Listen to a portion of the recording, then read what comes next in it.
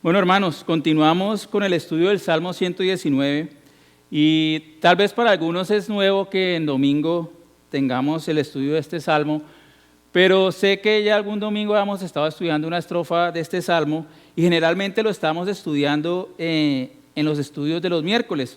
Y por eso hoy vamos a estudiar esta estrofa Kaf, que es la estrofa en la cual venimos estudiando. Y para hacer un pequeño recordatorio informativo, pero muy importante acerca de este salmo, es que como muchos de ustedes saben, este salmo es el capítulo más extenso de toda la Escritura. Es decir, este salmo 119 es el capítulo más extenso, más largo que tenemos en la Escritura, y también este salmo 119 es la mayor obra poética de la Escritura, es decir, es el mayor logro poético de la Escritura. Y como tal es un salmo hermoso, hermanos, no solo en su forma hebrea, que está escrito en el idioma hebreo, sino en el mensaje que nos trae este salmo y cómo este mensaje aplica a nuestras vidas en todo momento. Y recordamos un poco acerca de la forma de este salmo, y este salmo es un acróstico. ¿Qué es un acróstico? Es que el salmista, para cada una de las 22 letras del alfabeto hebreo, compuso 8 versículos, y cada uno de estos versículos inician con esa letra del alfabeto hebreo. Entonces, existiendo 22 letras en el alfabeto hebreo y teniendo 8 versículos por estrofa, ustedes que son buenos en matemáticas, si multiplicamos nos da 176 versículos, que es el total de versículos que tenemos en este Salmo 119. Hermanos, y como todo en la Escritura, hay una frase, no sé quién la dijo, pero hay una frase en el seminario, entre los académicos, entre los estudiosos, y que es muy cierta, y es que dice: el contexto es rey. ¿A qué se refiere? Bueno, el rey es el Señor Jesucristo, pero en el tema de interpretación, el contexto es fundamental, porque sin el contexto de la Escritura, sin el contexto de lo que estaba viviendo el autor bíblico, el hombre que fue inspirado o que fue usado por Dios para dar las palabras inspiradas, entonces no podemos entender con mejor precisión qué es lo que está diciendo el autor. De alguna manera, el contexto es como el que le da forma y es el que le da mayor condimento, por llamarlo así a la palabra, para que tenga mayor sabor para nosotros, que podamos entenderlo mejor y podamos discernir mejor los matices que hay en el texto. Y este Salmo 119 no es la excepción, y es por eso que es importante que sepamos que este Salmo 119, si ustedes lo miran, es una oración. ¿Y es una oración de quién? De un hombre fiel, y es un hombre maduro en la fe. Cuando leemos el Salmo 119 vemos que es la oración de un hombre fiel, un hombre maduro en la fe, un hombre que es fiel ¿a quién? Un hombre que es fiel a Dios y su palabra. Entonces, cuando miramos lo que le estaba sucediendo al salmista acá, siendo un hombre maduro espiritualmente, podemos aprender lecciones para que nosotros también implementemos cuando nos veamos en situaciones similares a las que estaba experimentando el salmista. Y también en el contexto de este salmo, sabemos que por su fidelidad a Dios y su palabra, por su obediencia a Dios y su palabra, este salmista estaba siendo perseguido por soberbios, a quienes no les importaba lo que Dios dijera en su palabra. Estaba siendo perseguido por hombres soberbios. ¿Y qué más vemos en este salmo, hermanos? Vemos que luego las 2 primeras estrofas que tenemos allí, que es Aleph y Bet, estas dos estrofas primeras funcionan como una especie de prólogo para todo el salmo. Y luego de este prólogo de las 2 primeras estrofas, el salmista inicia su lamento debido a su persecución. Entonces, el tema de la persecución que trae aflicción es un tema que vemos hasta el final de este salmo.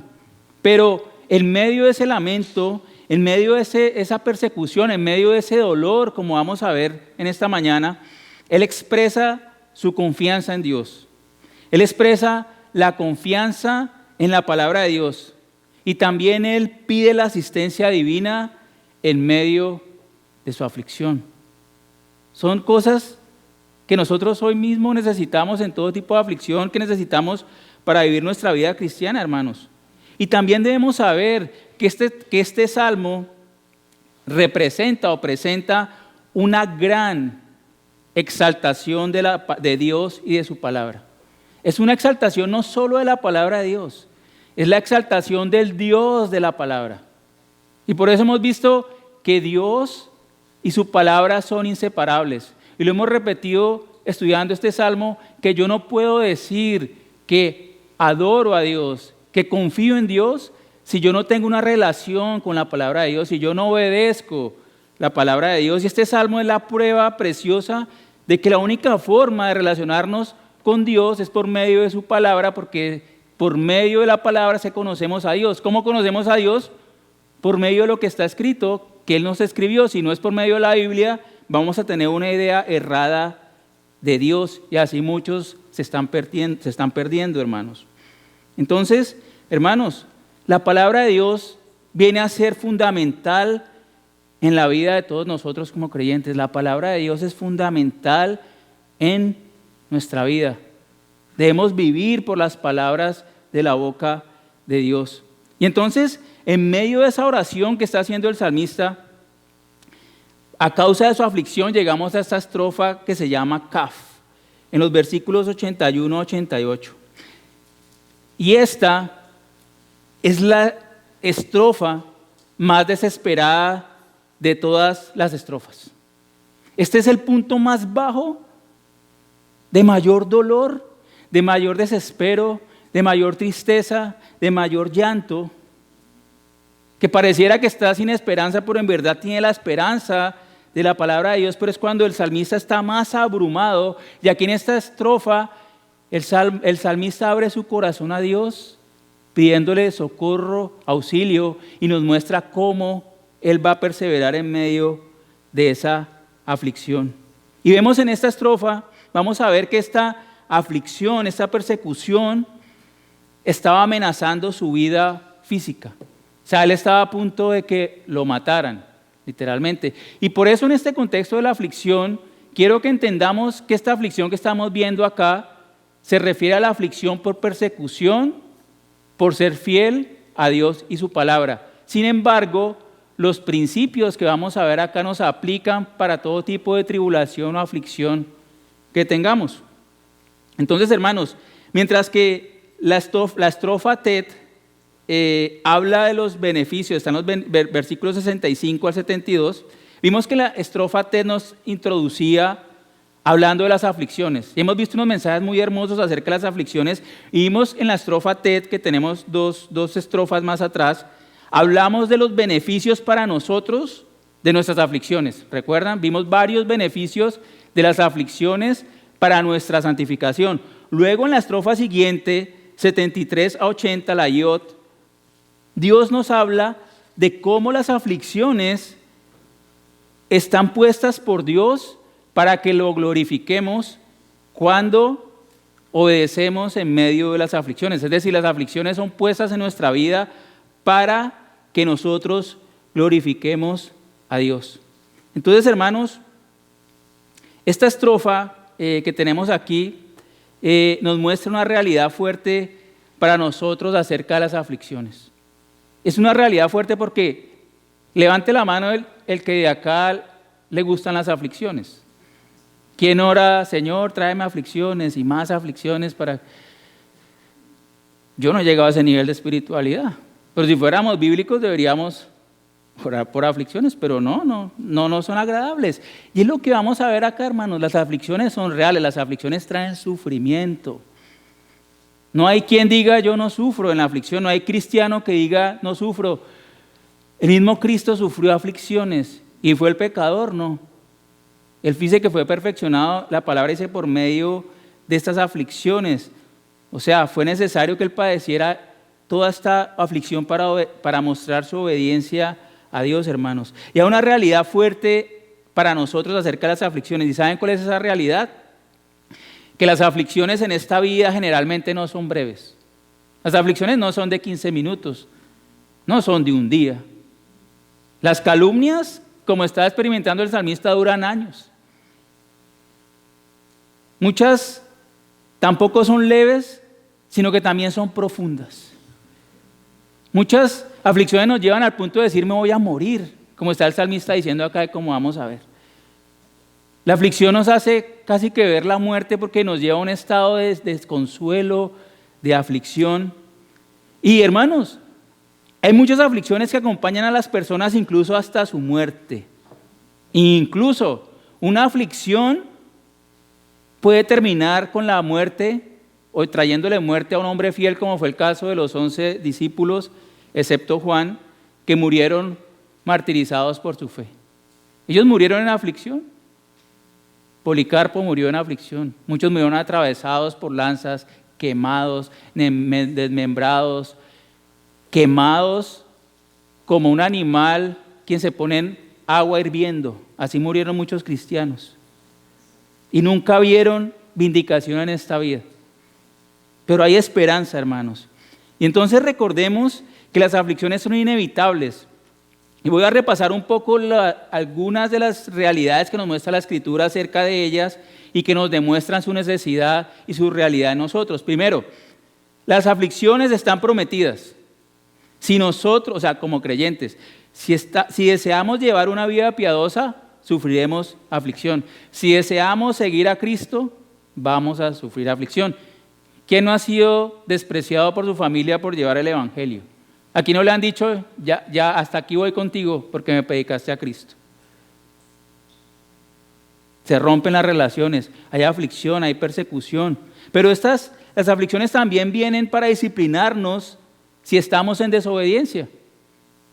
Entonces, hay aflicciones por desobedientes. Por ejemplo, si yo soy mentiroso, me voy a meter en problemas y van a venir aflicciones, tribulaciones, para que yo aprenda que no debo andar diciendo mentiras y yo pueda crecer en santificación. Pero las aflicciones también, así no cometamos ningún tipo de pecado, son necesarias para conformarnos a la imagen de Cristo. Muchas veces una aflicción viene no porque la persona esté en pecado. Es más, las mayores aflicciones vienen sobre las personas más santas. ¿No vemos el ejemplo de Cristo? Él sufrió la peor de las aflicciones y fue el hombre santo, fue un hombre santo, no el más santo, fue santo, completamente santo. Y también vimos en la estrofa pasada que las aflicciones son puestas para que Dios nos consuele y entonces así podamos consolar a otros. ¿Recuerdan? Dios nos consuela, Él es fiel en la aflicción, nos consuela y entonces ahora nosotros podemos consolar a otros. Y como vimos en el estudio anterior, estas tienen el propósito de glorificar a Dios cuando las respondemos a ellas en obediencia.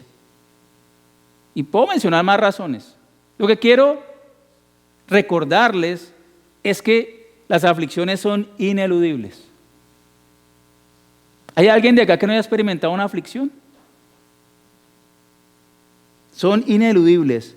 Es una realidad de nuestra vida como creyentes. Y es por eso que esta estrofa Kaf es de gran valor para nosotros. ¿Por qué? Porque nos instruyen cómo perseverar. Repito, cómo perseverar en medio de la aflicción sin importar cuánto dure esta. Cómo perseverar en medio de la aflicción sin importar cuánto dure esta. Entonces, en este sentido, esta estrofa nos enseña 3 maneras en las cuales podemos perseverar en medio del horno de la prueba de las aflicciones. 3 maneras de perseverar en medio del horno de la prueba de las aflicciones. ¿Cuáles son esas 3 maneras de perseverar en medio de las aflicciones? Primera manera, permanece firme en las promesas de la palabra de Dios. Permanece firme en las promesas de la palabra de Dios. Versículos 81 a 83. Segunda manera de perseverar en medio de las aflicciones, clama por ayuda divina. Versículos 84 a 86. Clama por ayuda divina. Y tercero, suplica a Dios para perseverar en la fe. Versículos 87 y 88. Suplica a Dios para perseverar en la fe. Entonces, hermanos, empecemos con la primera manera de perseverar en medio de nuestras aflicciones. Y vamos a leer los versículos 81 al 83 nuevamente. Mi alma desfallece por tu salvación, en tu palabra espero. Mis ojos desfallecen esperando tu palabra mientras digo, ¿cuándo me consolarás? Aunque he llegado a ser como el odre al humo, no me olvido de tus estatutos. Como mencionaba, hermanos, esta es la estrofa más desesperada de todas las estrofas de este salmo. Y esta estrofa expresa vívidamente y sin reservas los lamentos apasionados del salmista. Y es necesario que miremos con ciencia qué dicen cada uno de los verbos que él está diciendo. Cuando dice desfallece, ¿qué es lo que está diciendo? Entonces, en este sentido, el salmista inicia haciendo una clara descripción de su estado como resultado de la aflicción y persecución que estaba experimentando. Esta es la estrofa de la descripción de él y la descripción de sus enemigos. Esta estrofa es la estrofa de la descripción de su aflicción, de lo que él estaba experimentando. Ahora, ¿y él por qué le expresa esto a Dios? ¿Acaso Dios no sabe todas las cosas? Dios es omnipresente, es omnisciente. Y Dios conoce todas las cosas. Y aunque Dios es omnisciente, que todo lo sabe, y Dios sabía perfectamente y sabía mejor que el salmista la condición de este, ¿por qué el salmista entra a relatarle a Dios? Porque esta estrofa está dirigida a Dios. El salmista le describe esta situación a Dios porque esto demuestra su estrecha relación con Dios. No es que le estuviera informando a Dios cómo estaba, Dios mismo sabía, Dios mismo estaba en control de esta situación, pero entonces el salmista en su relación estrecha con Dios dirige sus palabras a Dios describiendo su difícil y desesperada situación. Entonces inicia el versículo 81 diciendo: mi alma desfallece por tu salvación, en tu palabra espero. Cuando dice mi alma, no se está refiriendo a su parte inmaterial. Mi alma en el hebreo significa todo mi ser, o sea, toda mi persona desfallece por la salvación de Dios. Y ese verbo desfallecer es un verbo muy fuerte, es un verbo muy descriptivo y como les decía, debemos ser sensibles a las palabras del salmista para entender el salmo. Y este verbo desfallecer describe un estado extremo. Lo que está diciendo, mi alma desfallece, o sea, todo mi ser desfallece por tu salvación, es que el salmista había declinado de forma agónica al punto de dejar de ser. O sea, él sentía que estaba a punto de dejar de ser. Estaba debilitado hasta el punto casi de morir. Sentía que se moría. ¿Se acuerdan las palabras del Señor Jesús que dijo, mi alma está triste hasta la muerte? Cuando previó la aflicción que venía al ser entregado a manos de pecadores y recibir la ira de Dios a favor nuestro. Él veía la separación del Padre. Dijo, mi alma está triste hasta la muerte. Entonces acá una imagen de tristeza, una imagen extrema de desfallecimiento, una imagen de agonía, y se describía a sí mismo como al borde de la muerte, pero dice que él estaba en ese estado de agonía, que él moría por ver la mano de Dios a su favor, que es lo que vemos aquí, porque dice, por tu salvación, por tu salvación. Y ya vamos a ver un poco qué significa esta palabra o esta expresión, por tu salvación. Entonces, el salmista, ¿por qué es importante entender cómo está escrito? El salmista estaba expresando la mayor debilidad, tristeza y anhelo que pudiera experimentar. Era la situación más débil, más dependiente que él podía estar experimentando.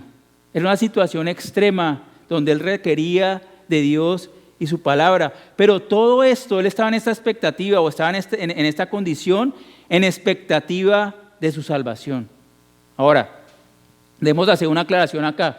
Cuando vemos salvación, inmediatamente pensamos en la vida eterna, pensamos en la salvación eterna. Pero en el Antiguo Testamento, la mayoría de las veces cuando se usa el término salvación, tiene que ver con liberación o vindicación de una situación de peligro donde la vida está puesta en riesgo. Mientras que en el Nuevo Testamento, la palabra salvación, en la mayoría de los casos, tiene que ver con la salvación eterna de la persona. Así perezca temporalmente. Pero aquí el salmista está pidiendo algo muy tangible, muy específico. Él pedía a Dios ayuda porque estaban a punto de quitarle la vida, como vamos a ver más adelante. Y él dice, espero ¿en qué? Por tu salvación. Él estaba esperando la salvación, no, tu salvación. ¿La salvación de quién? De Dios. Esperaba en Dios mismo. Él no estaba esperando en el azar que no existe, el azar no existe, sino esperaba en Dios mismo, que está en control soberano de todas las cosas, incluyendo nuestras aflicciones. Entonces él está esperando, ¿sí ven? En Dios, y más adelante dice en tu palabra espero, está esperando en Dios y su palabra. Dios está en control de nuestras aflicciones. Y dicen en la segunda parte del versículo 81, en tu palabra espero. Entonces, este versículo, mi alma desfallece por tu salvación, en tu palabra espero, ese es el resumen de toda la estrofa, es el tema de toda la estrofa. Él desfallecía por la salvación de Dios y se aferraba a la palabra de Dios. Esperaba en la palabra de Dios. Ese es el resumen de toda esta estrofa. Entonces, hermanos, hermanos, más bien diría que el estar firme en medio de las aflicciones solamente lo podemos hacer esperando en Dios y su palabra. O sea, cuando tenemos aflicciones, solo podemos estar firmes si esperamos solamente en Dios y su palabra. Solamente podemos sobrevivir las aflicciones, atravesar por ellas en éxito, si estamos aferrados en la esperanza de la certeza de la palabra de Dios y sus promesas. Es lo que tenemos allí, hermanos. ¿Por qué? Porque solo cuando vemos las aflicciones a través del lente de la palabra de Dios, entonces nos permite sobrellevarlas. Cuando vienen las aflicciones, ¿uno qué empieza a hacer? A mirarse uno mismo.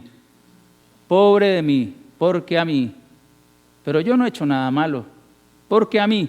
Pero cuando voy a la Escritura y veo, por ejemplo, los propósitos que estaba mencionando al principio de las aflicciones, empiezo a entender, empiezo a ser informado, digo, Señor, tú tienes un plan maravilloso con esta aflicción que me está sucediendo. Sabemos, por ejemplo, que son un instrumento para glorificar a Dios, hermanos, para glorificar a Dios. La palabra de Dios, hermanos, entonces es nuestra roca firme sobre la cual podemos soportar los sufrimientos y las aflicciones de esta vida. Pero el salmista continúa detallando su débil condición en el versículo 82. Mire lo que dice: mis ojos desfallecen esperando tu palabra, mientras digo, ¿cuándo me consolarás? Y vuelve a usar el mismo verbo. O sea, sus ojos también estaban desgastados. Sus ojos estaban al punto de dejar de ser. Estaban totalmente fatigados, agotados, ¿sí? Y él dice la palabra, dice, espero en tu palabra, espero en tu palabra.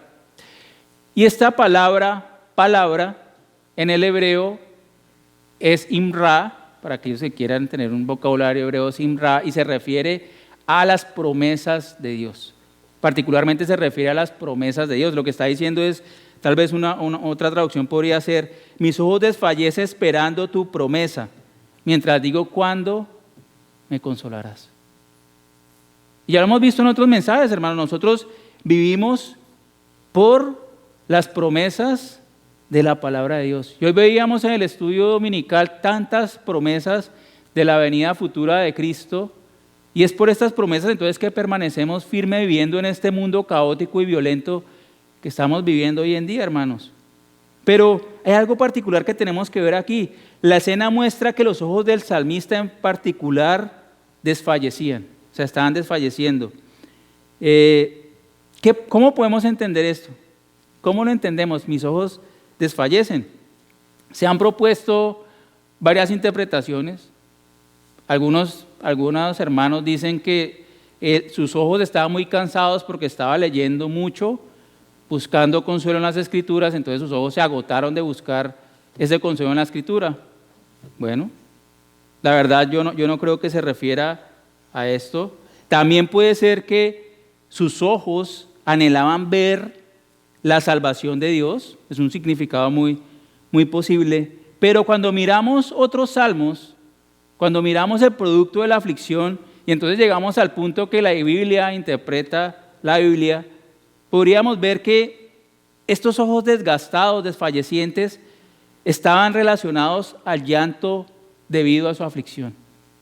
Porque la aflicción por persecución que tenemos acá genera llanto, y lo vemos en varios hombres de Dios. Porque una reacción natural ante la opresión de la persecución es el llanto, Pero, hermanos, no sé si ustedes han experimentado. Ustedes nunca han tenido una tristeza tan profunda que usted va a orar a Dios y salen ríos de lágrimas. Y a veces no lo identifica en su carne, pero uno le sale en ríos, llora y llora. Yo no sé, como si uno tuviera unas glándulas lagrimales, no sé, diferentes en ese momento. Uno llora mucho. Y uno dice, Señor, como dice acá, ayúdame. A veces uno no puede ni hablar, empieza a llorar, Señor, Señor, Señor. Y desgasta los ojos, y desgasta nuestros ojos. Digo yo, es como un llanto del espíritu, es algo a veces que no entendemos. ¿Por qué estaba llorando tanto? Es muy triste hasta la muerte. Tengo mucha tristeza. Entonces, este llanto que parece ríos de lágrimas que salen del profundo del ser, veámoslo aquí en el Salmo 136, dice, en el Salmo 119, versículo 36, ríos de lágrimas vierten mis ojos, porque ellos no guardan tu ley.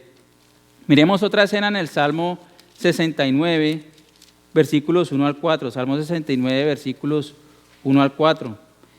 Y aquí en el Salmo 69, versículos 1 al 4, hay una situación parecida a la que está experimentando el salmista. Dice, sálvame, oh Dios, porque las aguas me han llegado hasta el alma. Me he hundido en cieno profundo y no hay dónde hacer pie. He llegado a lo profundo de las aguas y la corriente me anega. Cansado estoy de llorar, reseca está mi garganta. Mis ojos desfallecen mientras espero a mi Dios. Más que los cabellos de mi cabeza son los que sin causa me aborrecen. Poderosos son los que quieren destruirme. Sin razón son mis enemigos. Me hacen devolver aquello que no robé. Entonces, allí lo vemos claramente, hermanos. Y otra descripción donde el salmista usa las mismas palabras que estamos viendo aquí en el Salmo 119 es el Salmo 6. Es el Salmo 6, que es un salmo también de persecución. Y vamos al Salmo 6 y miren las palabras del salmista en los versículos 4 al 7. Miren lo que dice el salmista, Salmo 6, 4 al 7. Vuélvete, Señor, rescata mi alma. Sálvame por tu misericordia, porque no hay en la muerte memoria de ti, y en el Seol, ¿quién te dará gracias? Cansado estoy de mis gemidos, todas las noches inundo de llanto mi lecho. Con mis lágrimas riego mi cama.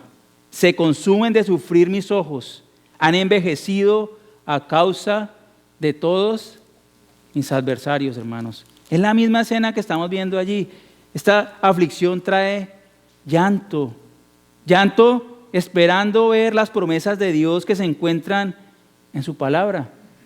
Y yo quiero hacer una advertencia acá porque todos nos animamos en las promesas de Dios, pero tristemente, hermanos, hay muchos, incluso personas en la iglesia, que ponen su esperanza en cosas que no están escritas.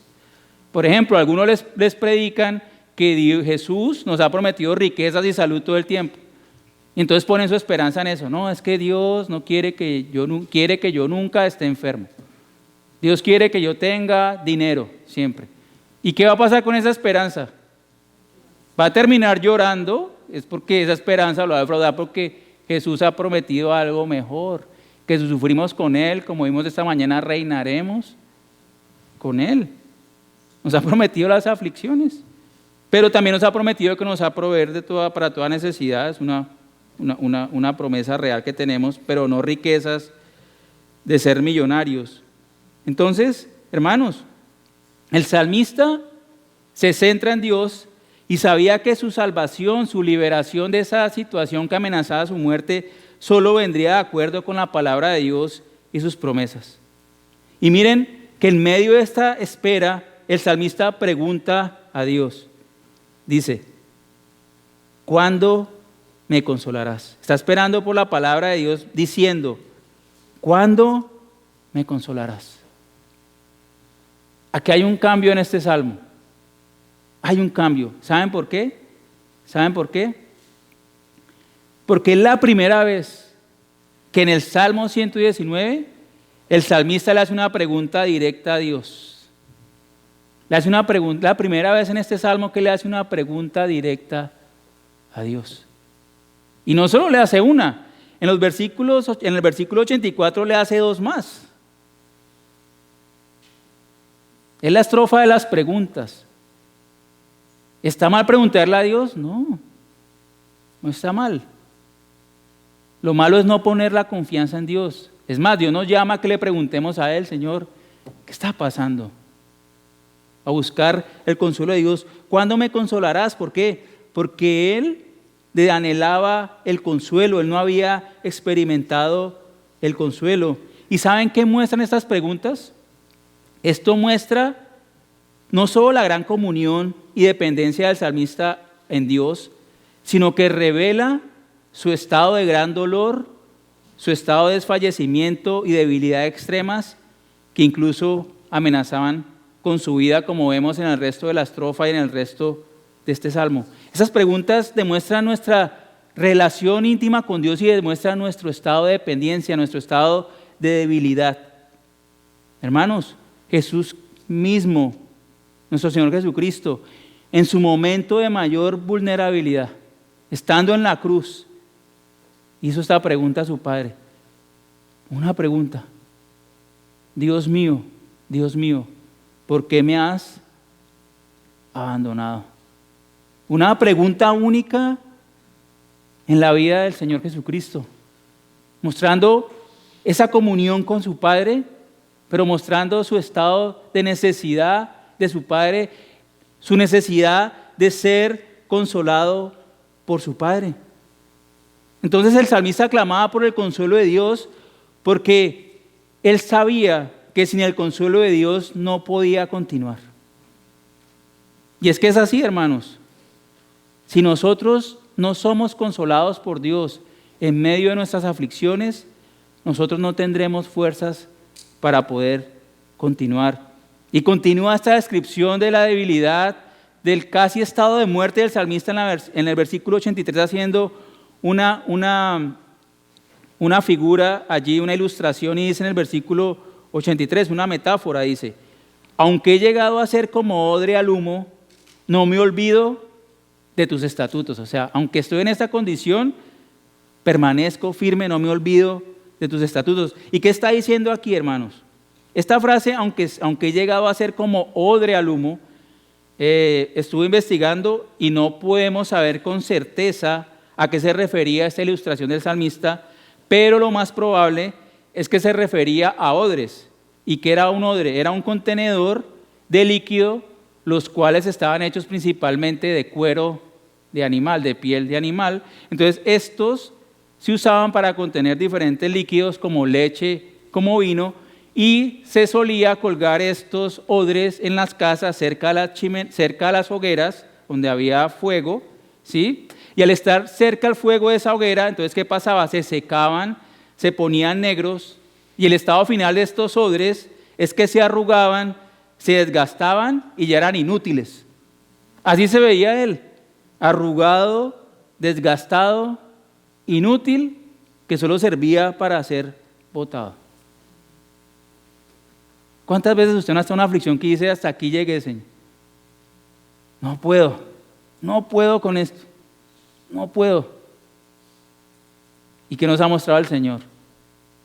Sí puedes. El Señor hace algo providencial y nos saca, pero no debemos esperar a eso, que la mano providencial de Dios nos saque, sino que debemos hacer lo que hace el salmista: permanecer firmes, clamar a Dios, permanecer anclados en su palabra y pedir perseverar en la prueba, como vamos a ver más adelante, hermanos.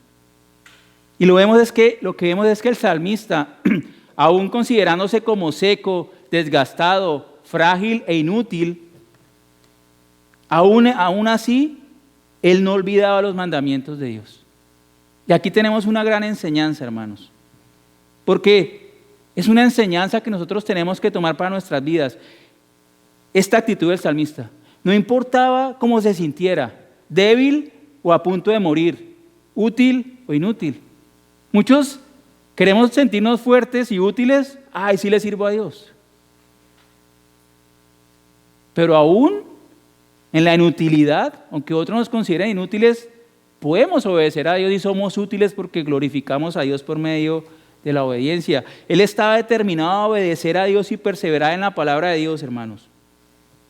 Y la pregunta para usted, para mí es, ¿dónde se aferra cuando está en medio del fuego de la aflicción?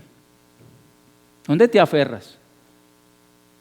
¿Que otro hermano te hable bien?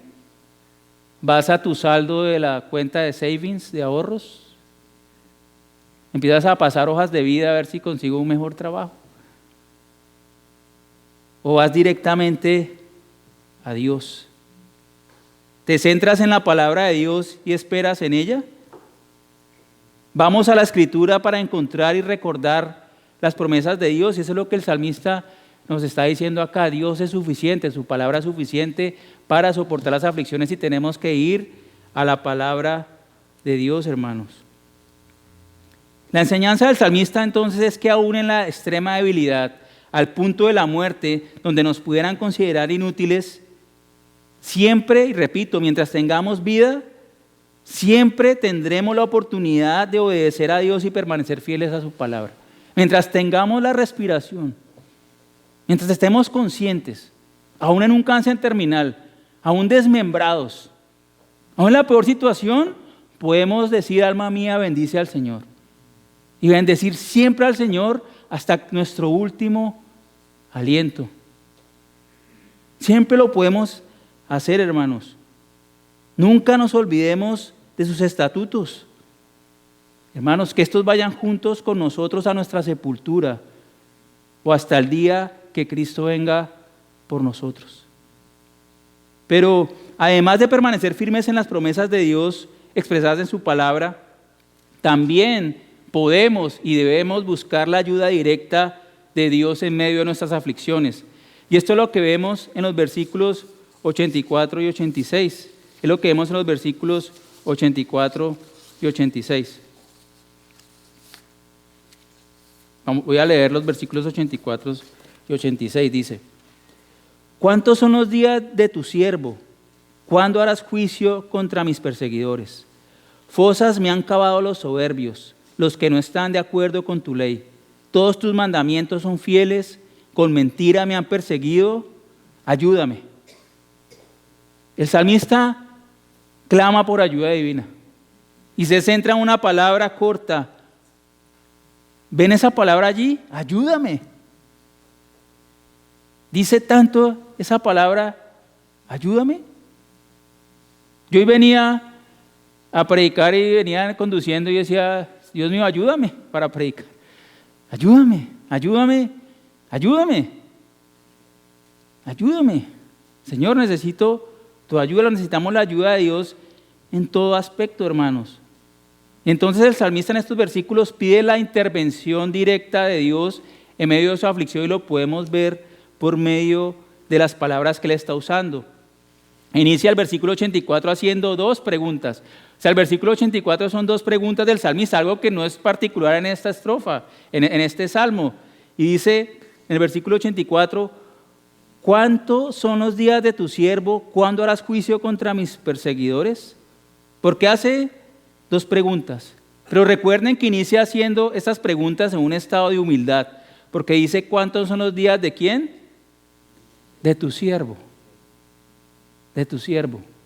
¿Cuántos son los días de tu siervo? Hermanos, ¿qué estaba preguntando el salmista? Sabemos que la Biblia nos afirma una y otra vez, como en el Salmo 90, que nuestros días son cortos.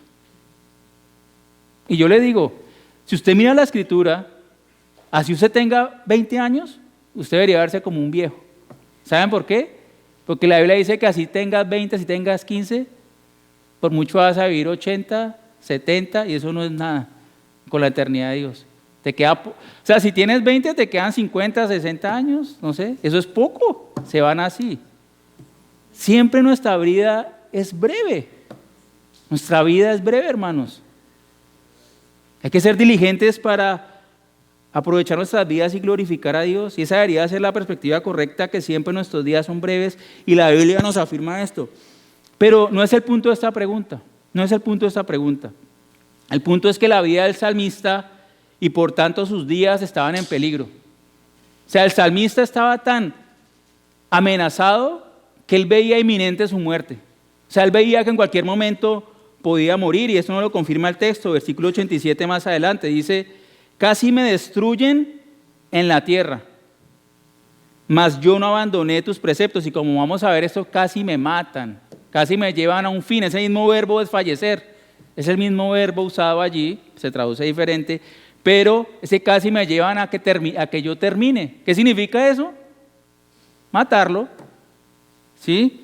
Versículo 87, versículo 95, mire lo que dice: los impíos me esperan para destruirme, tus testimonios consideraré.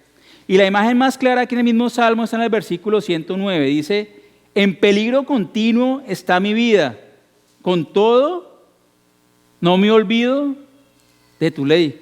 Este hombre tenía amenazada su vida. Si Dios no intervenía pronto, los días del salmista iban a terminar. Y esta es la razón de la segunda pregunta. Dice: ¿cuándo harás juicio contra mis perseguidores? Entonces, hermanos, en realidad es una sola pregunta. Las dos preguntas llevan a una sola realidad. Es una sola pregunta. El salmista no quería saber, no quería que el Señor le dijera: vas a vivir 55, 80. No, el salmista no quería saber cuánto tiempo más le iba a dar Dios para vivir, sino que anhelaba saber cuándo Dios iba a intervenir, actuando a su favor y en contra de sus perseguidores. ¿Por qué lo vemos claro aquí, hermanos? Cuando dice: ¿cuándo harás juicio contra mis perseguidores? Esa palabra juicio también es usada como un sinónimo de la palabra de Dios, y la palabra juicio es cuando Dios interviene de forma directa, providencialmente, en la vida de sus santos para liberarlos de los opresores, para salvarlos y para glorificar su nombre. Es la intervención directa de Dios. Son las decisiones de Dios cuando, por ejemplo, un juicio de Dios es cuando Dios sacó con mano poderosa a Israel de Egipto. Es un juicio de Dios, se humilló a Faraón y venció a Faraón y todo su ejército. Eso es un juicio de Dios. Él estaba pidiendo que Dios interviniera a su favor. Entonces, hermanos, no está mal pedir ese juicio, porque finalmente el juicio de Dios va a venir. Pero el punto del salmista no es venganza, no es hacer mal. Lo que está haciendo el salmista es dejar todo el juicio a Dios, porque estos hombres no se iban a arrepentir, estos hombres estaban determinados a destruirlo. Vamos a Apocalipsis 6, por favor, Apocalipsis 6, versículos 9 al 11, y vemos una escena final de los tiempos, y miren cómo los santos piden vindicación.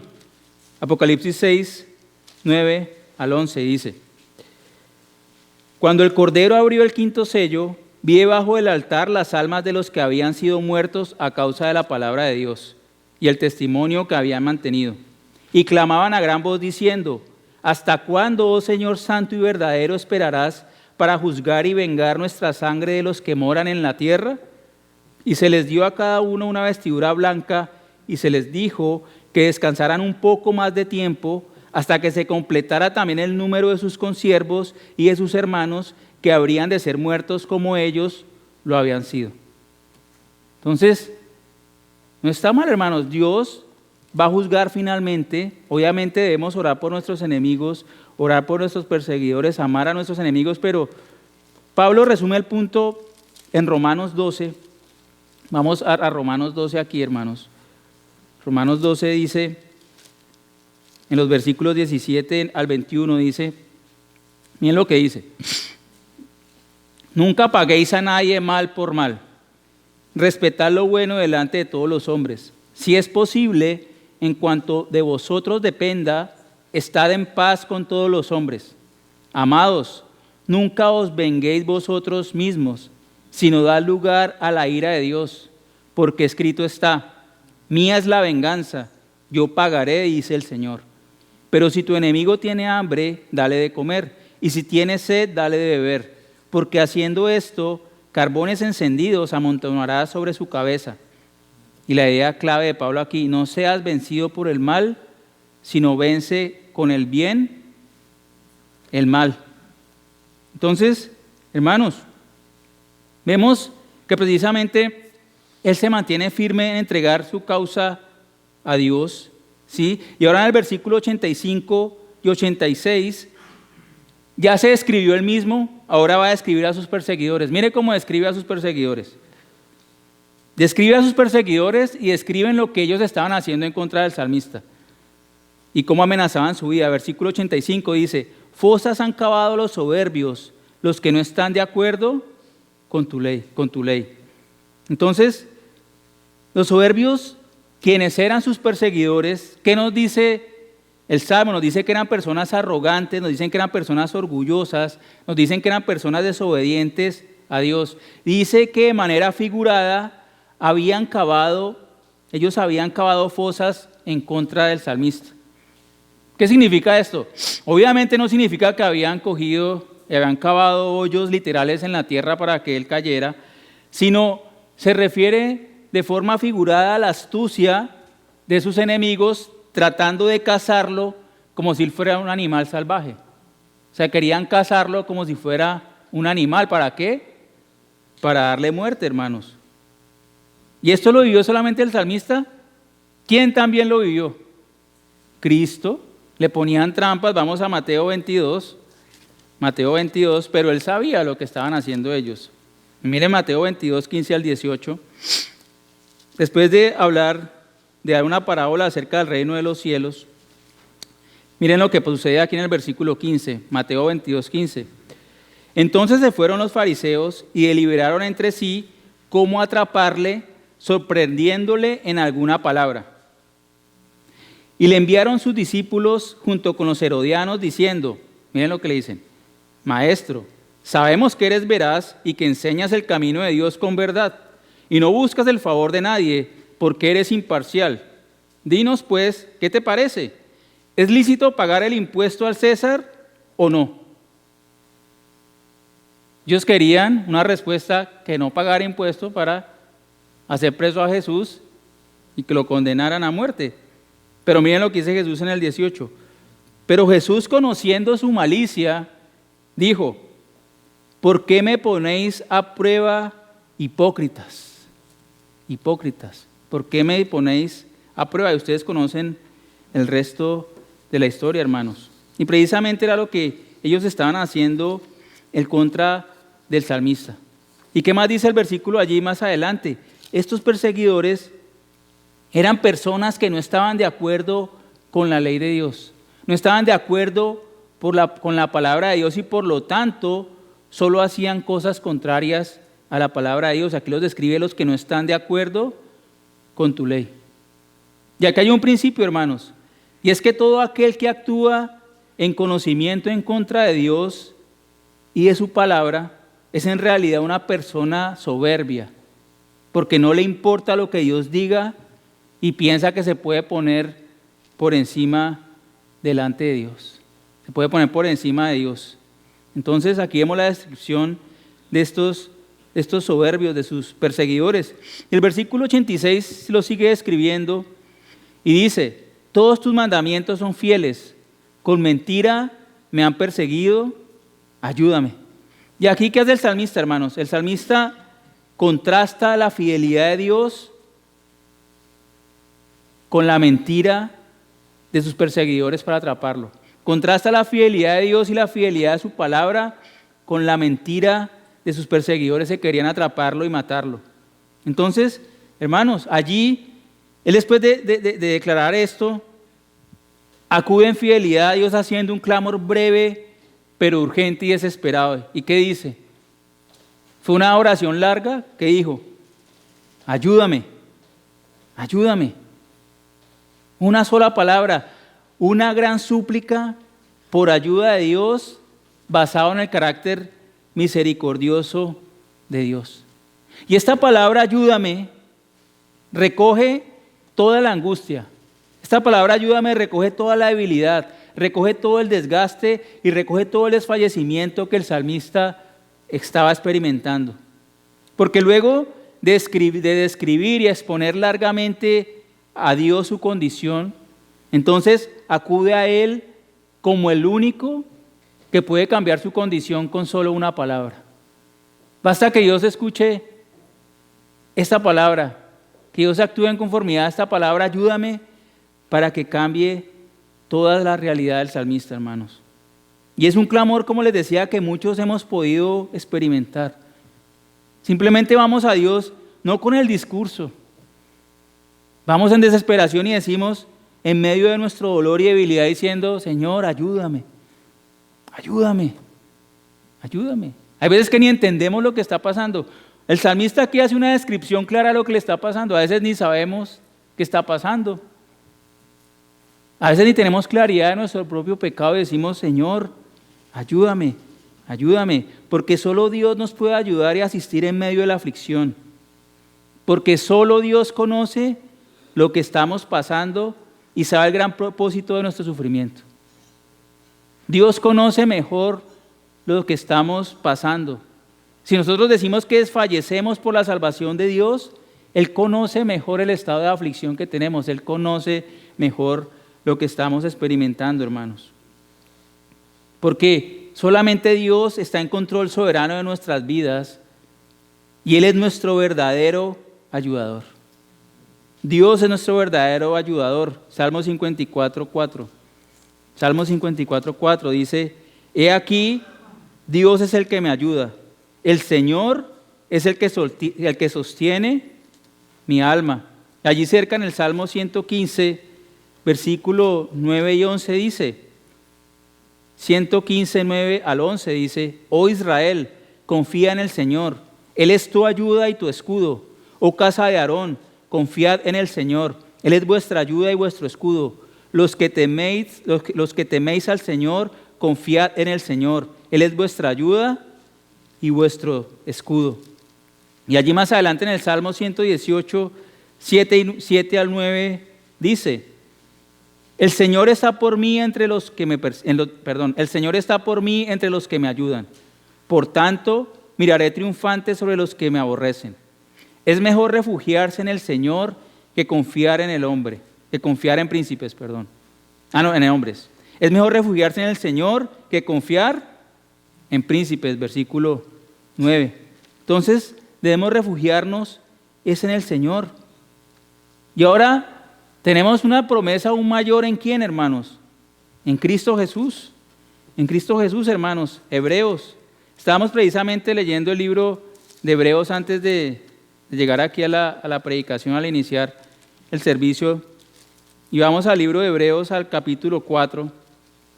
Y el autor de Hebreos nos recuerda estas palabras, nos recuerda este principio. Dice, versículo 14 al 16. Dice, teniendo pues, hablando de Cristo, un gran sumo sacerdote que trascendió los cielos, Jesús, el Hijo de Dios, retengamos nuestra fe. Porque no tenemos un sumo sacerdote que no pueda compadecerse de nuestras flaquezas, sino uno que ha sido tentado en todo como nosotros, pero sin pecado. Por tanto, acerquémonos con confianza al trono de la gracia para que recibamos misericordia y hallemos gracia para la ayuda oportuna, hermanos. Hermanos, vayamos a Cristo en medio de nuestra debilidad, de nuestra necesidad y nuestra aflicción. Nunca pongamos la esperanza en alguien más ni en ninguna cosa creada. Cristo es fiel y Él no falta a su promesa y nos va a ayudar, hermanos. Entonces, hermanos, ya terminando la estrofa, hemos visto que para perseverar en las aflicciones, primero debemos permanecer firmes en las promesas de la palabra de Dios, debemos clamar ayuda de parte de Dios para ser librados de nuestros enemigos y finalmente debemos suplicar a Dios para perseverar en la fe. Y esto lo vemos en los versículos 87 a 88. Suplica a Dios para perseverar en la fe. Versículos 87 y 88 dice: casi me destruyen en la tierra, mas yo no abandonaré tus preceptos. Vivifícame conforme a tu misericordia, para que guarde el testimonio de tu boca. Entonces el salmista cierra esta estrofa describiendo la gran magnitud de los ataques de sus enemigos, de sus perseguidores, pero lo contrasta con su gran determinación de ser fiel a Dios y su palabra. ¿Y qué nos muestra el versículo 87, hermanos? Que sus enemigos, como hemos visto, estaban a punto de destruirlo. Sus enemigos estaban a punto de terminar sus días en la tierra, en este mundo. Pero aún así, hermanos, el salmista permanecía firme sin abandonar los preceptos de Dios. Él permanecía firme declarando y afirmándose a lo que Dios espera y demanda del hombre. Eso es lo que significa la palabra preceptos que tenemos allí, hermanos. Pero ¿saben qué lo valioso aquí también, hermanos? Que viniera o no viniera su vindicación, su salvación, el salmista estaba determinado a obedecer a Dios y su palabra. Viniera o no viniera su vindicación. Y vamos a Apocalipsis 2:10, las palabras de Cristo glorificado. Apocalipsis 2:10, hermanos. Apocalipsis 2:10. En palabras a la iglesia de Esmirna, mire lo que le dice el Señor. Yo conozco tu tribulación, no temas, dice aquí en el 2:10, no temas lo que estás por sufrir. He aquí el diablo echará a algunos de vosotros en la cárcel para que seáis probados y tendréis tribulación por 10 días. Sé fiel hasta la muerte y yo te daré la corona de la vida. Jesús nos dice, hermanos, que no temamos y que seamos fieles hasta la muerte. ¿Por causa de quién? Por causa de Dios, de Cristo. ¿Está usted dispuesto a ser fiel a Cristo hasta la muerte? ¿Ama usted a Cristo para serle fiel hasta la muerte? ¿Ama usted a Cristo al punto que está dispuesto a dar su vida por Cristo? Hermanos, pero para perseverar en la fe en medio de las aflicciones y tentaciones de la vida, no viene de nuestra propia fuerza de voluntad. Nosotros no podemos perseverar en la aflicción ni en la fe si Dios no nos lo concede. Esto es un don de Dios. Y el salmista sabía esto perfectamente. Y nosotros debemos saberlo perfectamente. Si perseveramos en la fe hasta el fin, es porque Dios nos lo concede. Y el salmista, sabiendo esto, mire cómo cierra la estrofa. Dice: vivifícame conforme a tu misericordia, para que guarde el testimonio de tu boca. Y nuevamente, en este salmo, el salmista pide ser vivificado. Pide ser animado de acuerdo con la misericordia de ¿quién? Con la misericordia de Dios, que hemos visto que es su amor leal, su amor de pacto, su amor fiel que no abandona a sus hijos, porque es un amor que es en conformidad a la fidelidad y al carácter de Dios, hermanos. Y si recibimos esa gracia de Dios, podremos permanecer firmes, obedeciéndolo en todo y guardando sus palabras. Pero miren, por favor, miremos, hagamos una observación aquí, hermanos, que es importantísima en este salmo y no es la primera vez que aparece. Dice: para que guarde el testimonio de tu boca. La Biblia es el testimonio de la boca de Dios. Son las palabras de Dios mismo. Y son las palabras que Dios le dijo a Israel en Deuteronomio 8:3. Vamos allí rápidamente a leerlo, Deuteronomio 8:3. Dice, hablando de la aflicción que tuvo Israel en el desierto, le dice: y te humilló y te dejó tener hambre y te alimentó con el maná que no conocías ni tus padres habían conocido, para hacerte entender que el hombre no solo vive de pan, sino que vive de todo lo que procede de la boca de Dios. Las mismas palabras que citó Jesucristo en Mateo 4:4 cuando fue tentado por Satanás, hermanos. La Biblia Este es el registro escrito de las palabras de la boca de Dios. Cuando la Biblia habla, Dios habla. Y por lo tanto la Biblia no tiene error y por lo tanto la Biblia es perfecta, hermanos. El salmista sabía entonces que solo podía recurrir a Dios para pedir liberación y salvación y el ser vivificado. Miren que el salmista no recurre a nada más. Él no va a recurrir a príncipes, no llama a un familiar, no llama a un amigo. Va a Dios y va a su palabra, hermanos. ¿Cuánto podemos aprender aquí, hermanos? ¿Por qué? Esta es una declaración de madurez espiritual. Este es un hombre maduro espiritualmente. ¿Cómo podemos aprender del salmista, hermanos? ¿Por qué? Porque el creyente maduro espiritual permanece fiel a Dios, así eso le cueste la vida. El creyente maduro permanece fiel a Cristo, así esto le cueste la vida. El cristiano inmaduro, por el contrario, reniega de sus aflicciones y sufrimientos. El cristiano inmaduro se centra en sí mismo. Y el cristiano inmaduro decide pagar mal con mal. Decide dejarse vencer por el mal cuando lo están atacando. Y en ocasiones entra en rebeldía con Dios, pero si es hijo, Dios lo va a santificar por medio de la aflicción y va a obedecer, pero con dolor. Sin embargo, un creyente maduro, vemos entonces que a pesar de la magnitud de la prueba, persecución o aflicción que esté pasando, decide permanecer fiel a los preceptos de Dios y también decide permanecer fiel en oración a Dios. Porque este versículo 88 es una oración. Vivifícame conforme a tu misericordia para que guarde el testimonio de tu boca. Es lo que está diciendo. Permanece fiel en oración pidiéndole a Dios que por su Espíritu le dé la gracia de perseverar hasta el fin, guardando las palabras de la boca de Dios. Debemos pedir a Dios que nos haga perseverar en la fe. Ahora yo le pregunto, ¿cómo está su vida? Al mirar esta imagen, ¿se considera un creyente maduro o somos creyentes inmaduros? ¿Se parece a la del salmista de madurez espiritual? ¿O en las aflicciones, en lugar de aferrarse usted a la palabra de Dios y obedecerla y pedir ayuda directa a Dios, busca alianzas temporales que finalmente lo van a defraudar y le van a traer incluso más aflicción? Hermanos, regocijémonos que Dios es nuestro sostén. Dios es nuestro sostén. Él es nuestro ayudador. Y Dios nos ha dado a su Hijo Jesucristo como el fiel sacerdote que intercede por nosotros como nuestro ayudador.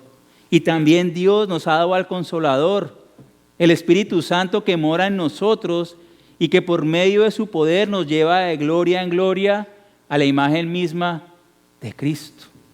Estamos equipados para la aflicción, hermanos. Tenemos el equipo necesario, hermanos. Hermanos, ¿cuál es la enseñanza de esta estrofa? Que solo por la gracia de Dios es que podemos permanecer y perseverar fieles en medio de las aflicciones, así estas amenacen nuestra vida. Pero debemos permanecer firmes en las promesas de Dios dadas en su palabra. Debemos clamar a Dios por su ayuda en medio de la aflicción y debemos en oración suplicarle que Él nos haga perseverar en la fe, guardando el testimonio de su boca. Después de esto, yo le pregunto, ¿cómo va a asumir las aflicciones? ¿Cómo va a asumir las aflicciones? Hemos visto bastante revelación del Señor acerca de las aflicciones en su palabra. Vamos a cambiar nuestra actitud ante ellas descansando solamente en Dios y su palabra. Vamos a ir a Cristo que nos dijo, aprended de mí, que soy manso y humilde de corazón y hallaréis descanso para vuestras almas. Hermanos, tomemos ánimo, porque ya que estamos en Cristo, recordemos las palabras de Dios dadas por el apóstol Pablo y estemos firmes en ellas. La palabra de Dios dice, si Dios está con nosotros, ¿quién estará contra nosotros? El que no eximió ni a su propio Hijo, sino que lo entregó por todos nosotros, ¿cómo no nos concederá también con Él todas las cosas? ¿Quién acusará a los escogidos de Dios? Dios es el que justifica. ¿Quién es el que condena? Cristo Jesús es el que murió. Sí, más aún, el que resucitó, el que además está a la diestra de Dios, el que también intercede por nosotros. ¿Quién nos separará del amor de Cristo? ¿Tribulación o angustia o persecución o hambre o desnudez o peligro o espada? Tal como está escrito: por causa tuya somos puestos a muerte todo el día. Somos considerados como ovejas para el matadero. Pero en todas estas cosas somos más que vencedores por medio de aquel que nos amó. Porque estoy convencido que ni la muerte, ni la vida, ni ángeles, ni principados, ni lo presente, ni lo porvenir, ni los poderes, ni lo alto, ni lo profundo, ni ninguna otra cosa creada nos podrá separar del amor de Dios que es en Cristo Jesús, Señor nuestro. Amén. Oremos. Padre Santo, te damos gracias, Señor, por tu palabra, Señor. Y te damos gracias por la divina instrucción que nos has dado en tu palabra acerca de las aflicciones, Señor. Nos instruye, Señor, que las aflicciones son necesarias, que las aflicciones son prometidas en nuestra vida, Señor, pero también, Señor, nos hemos regocijado que las aflicciones traen gloria a tu nombre, que las aflicciones son de beneficio para nuestra vida, Señor, que las aflicciones cumplen su propósito en tu diseño con tus hijos, Señor. Y hoy, Señor, vimos que tú, Señor, por medio de tu palabra, nos haces perseverar, Señor, para ser preservados en medio de la aflicción. Y que aún así, Señor, así muriéramos en medio de la aflicción, Señor, por tu Espíritu podemos permanecer hasta el final fieles a los testimonios de tu boca, Señor. Gracias, Señor. Fortalécenos, Señor, para ser como el salmista, que hasta el último día de nuestras vidas, Señor, que tú nos has concedido, podamos guardar y confesar las palabras de tu boca, Señor, para que nuestra vida te glorifique solamente a ti, oh Dios. Te damos gracias, Señor, en Cristo Jesús. Te agradecemos y lo pedimos. Amén.